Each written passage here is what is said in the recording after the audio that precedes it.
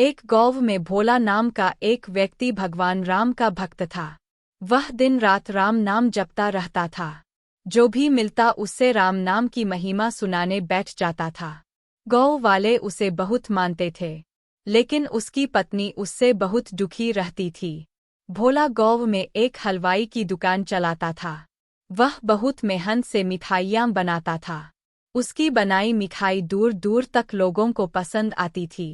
कुछ लोग उससे राम राम करके मुफ्त में मिठाई खा लेते थे। सुमित्रा, तुम इतने सीधे हो कि लोग तुम्हारा फायदा उठा लेते हैं।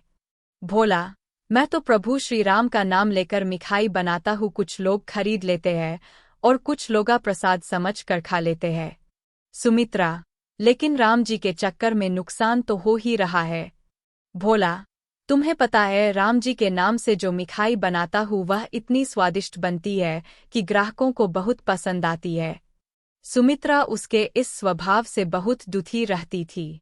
एक दिन सुमित्रा की एक सहेली उससे मिलने आई। सुमित्रा, बहन, मैं तो अपने पति से बहुत दुखी हूँ। वे तो कुछ समझते ही नहीं कि दुकान कैसे चलती है।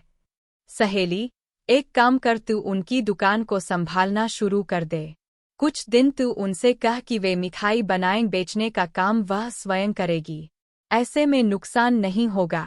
अगले दिन सुमित्रा भोला से कहती है, सुमित्रा, सुनो जी, आप आज से मिठाई बनाओ, मैं दुकान पर मिठाई बेचूंगी। भोला, ठीक है, जैसा तुम चाहो, लेकिन दो बातें याद रखना। एक तो कोई भी ग्राहक दुकान से वापस न जाए और दूसरा सबसे पहले भगवान का भोग लगाना। सुमित्रा दुकान पर बैठ जाती है। वह पूजा करती है, भगवान का भोग भी लगाती है। उसके बाद उसके पास ग्राहक आने लगते हैं। पहले के दिनों की तरह उसकी मिठाई खूब बिकने लगती है। तभी एक बूढ़ा आदमी दुकान पर आया। सुमित्रा, बाबा क्या चाहिए? बूढ़ा आदमी, बेटी, मुझे एक मिठाई खाने का मन है लेकिन मैं खरीद नहीं सकता। सुमित्रा, बाबा, यहाँ तो बिना पैसे मिठाई नहीं मिलेगी।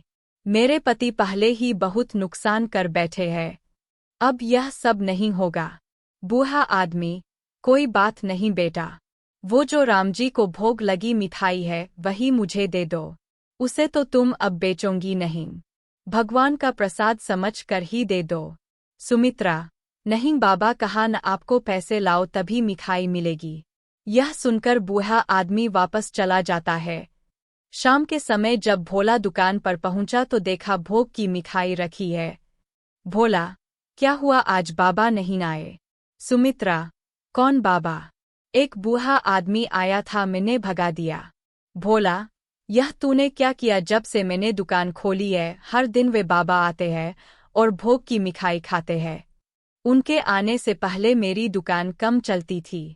जब से वे आने लगे शाम तक सारी मिठाई बिक जाती है।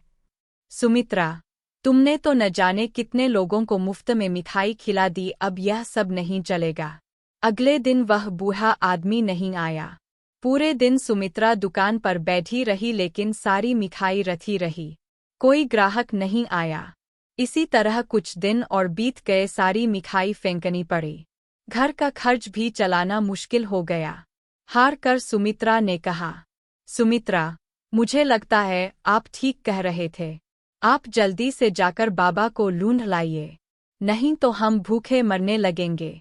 भोला, अब कहाँ मिलेंगे बाबा? सुमित्रा रोने लगती है। अगले दिन भोला दुकान खोलता है, भगवान राम का भोग लगाता है। फिर दोनों एक डिब्बे में मिठाई लेकर मंदिर पहुंच जाते हैं। भगवान श्री राम के चरणों में मिठाई रख कर भोला कहता है, भोला, प्रभु आपने आना बंद कर दिया। सुमित्रा, यह आप क्या कह रहे हैं? भोला, ध्यान से देख श्री राम की मूर्ति को।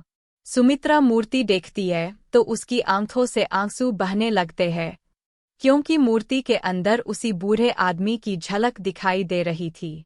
सुमित्रा, प्रभु मुझे माफ कर दीजिए, आप स्वयं भोग लगाने आते थे।